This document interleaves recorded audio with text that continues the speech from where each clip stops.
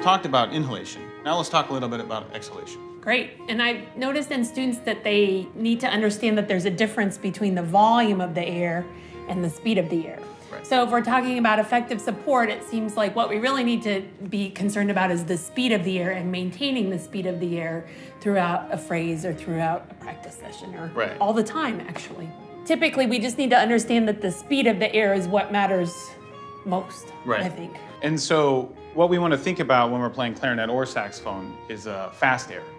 There are a lot of different ways to think of this. You can use cold air, so by putting your hand slightly in front of your face and just blowing on it, making sure the air is cold. Warm air, traditionally you'll hear people talking about fogging up windows, thinking that. But for our purposes, we want fast air or cold air. In order to do that, again, we need to focus on the abdominal wall. Exactly.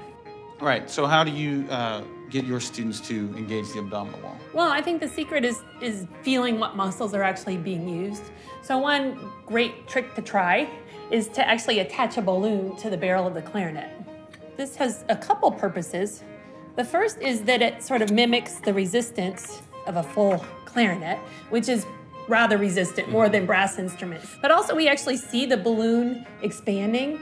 I think that's a really critical thing because we need to imagine now that the balloon is at the bottom of the clarinet and that we're always moving the air and always inflating the balloon, right? So it's a sort of visual thing too. So basically once you have the balloon on the barrel, you just blow, right? And making sure that you take a nice inhalation, deep, low as possible inhalation. You'll feel the resistance of the balloon, but you want to not engage your body or engage any muscular tension against that resistance. So here we go.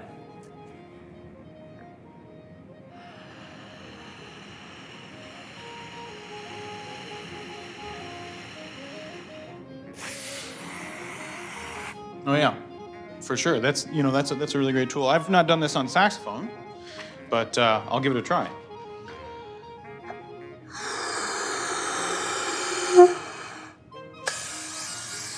Yeah, works the same way. Same thing, right? Yeah. You really can feel what can muscles feel are it. using and feel yourself sort of engaging to move the air into For the sure. balloon. And I like the visual too, just seeing your progress, making sure that it's steady. Steady, Right. stable. So I go back to the book again Great. with this one with my students. So do you mind laying down again? Nope. So again, I set the book on the belly, and I Okay. get them like what we talked about with inhalation, making sure we expand up. Great.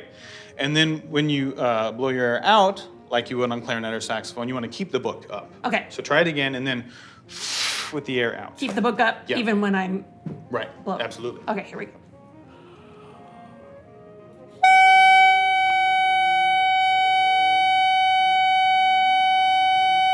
Great.